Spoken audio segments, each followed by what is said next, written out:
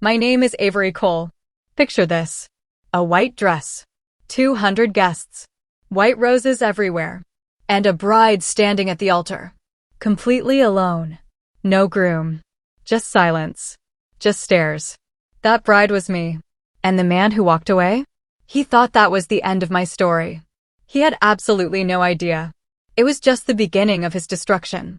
I was not a weak woman. I grew up in a small town in Ohio. My mother worked 2 jobs. My father left when I was 9. I learned early that nobody was coming to save me. So I saved myself. By 24, I had my own apartment and my own event planning business. Small, but mine. I did not need a man to complete me. I knew that. And then I met Marcus Webb. And for 3 years, I forgot everything I knew. Marcus was the kind of man who made you feel chosen. That was his gift. And his weapon. He proposed on a Tuesday evening. No big crowd. No staged moment. Just the 2 of us on the rooftop. Takeout boxes. String lights. A ring he had been carrying for 3 weeks. He said, "You are the only thing in my life that makes complete sense." I said yes before he finished the sentence. The wedding was set for June 14th. 200 guests. A venue overlooking the lake. White roses. Live music. The dress of my dreams. Everything was perfect. Everything was already broken. I just didn't know it yet. Because what I did not know was that 8 months before our wedding, Marcus was falling in love with someone else. Her name was Claire, his colleague. And for 8 months, while I was choosing flowers and tasting wedding cake, he was choosing her. Every late night at work. Every weekend business trip. It was always her. I was planning a wedding for a man who had already left me. June 14th arrived quietly, like it had no idea what it was about to become. My bridesmaids were already there when I woke up. Mimosas. Laughter. My mother zipping up my dress. She stepped back and said, "Avery, you look like everything good in the world." I hugged her for a long time.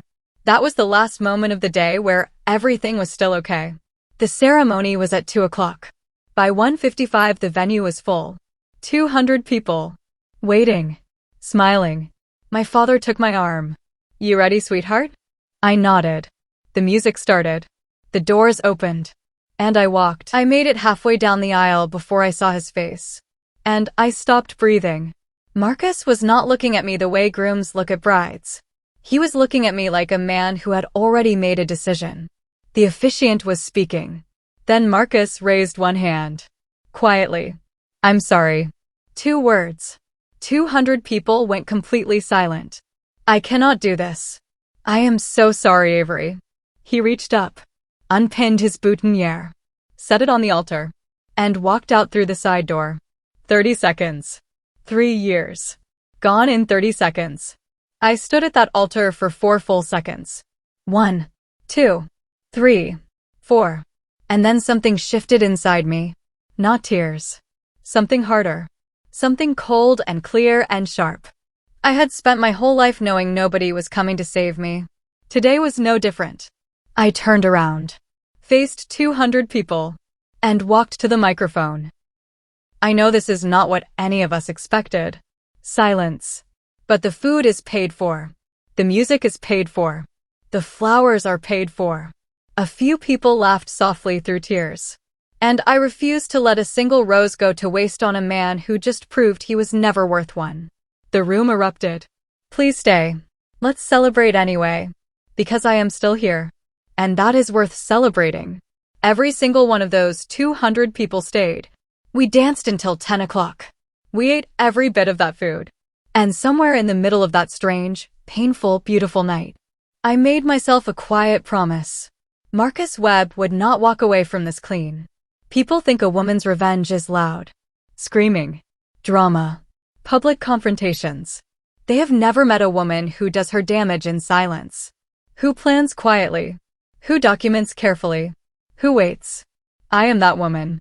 3 weeks later, Marcus called. Casual voice. Almost bored. "Avery, we need to talk about the apartment." He wanted me out so Claire could move in. I said, of course. I'll handle it. And I did. What Marcus forgot was that his name was never on that lease. I had asked him to sign the paperwork 3 times. 3 times he forgot. So legally, that apartment was mine. Only mine. I called the landlord that afternoon. Marcus had 72 hours to collect his things. But he wasn't finished. The day after I'd changed the locks, he logged into my business email system and sent a message to every single one of my 43 clients, telling them my business was shutting down, that I was having a personal crisis. He wanted to burn everything I had built. He forgot those were my relationships, built over years of showing up. I called every client personally. 41 out of 43 stayed. The other 2 sent referrals.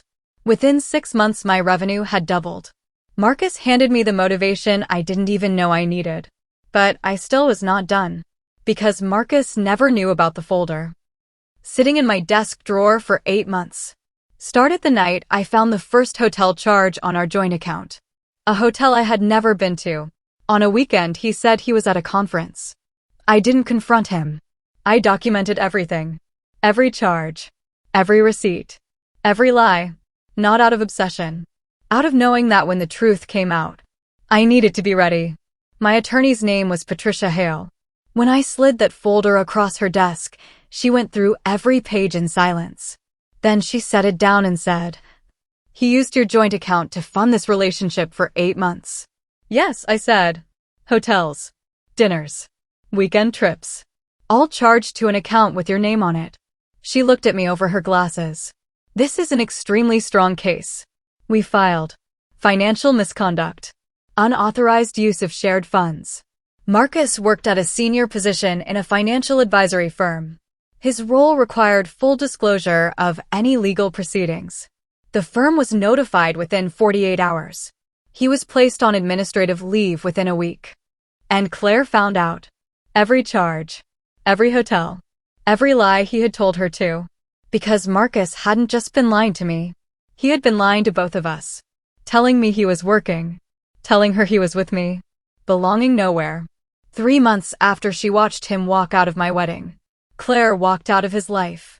The way smart women leave. Quietly. Without looking back.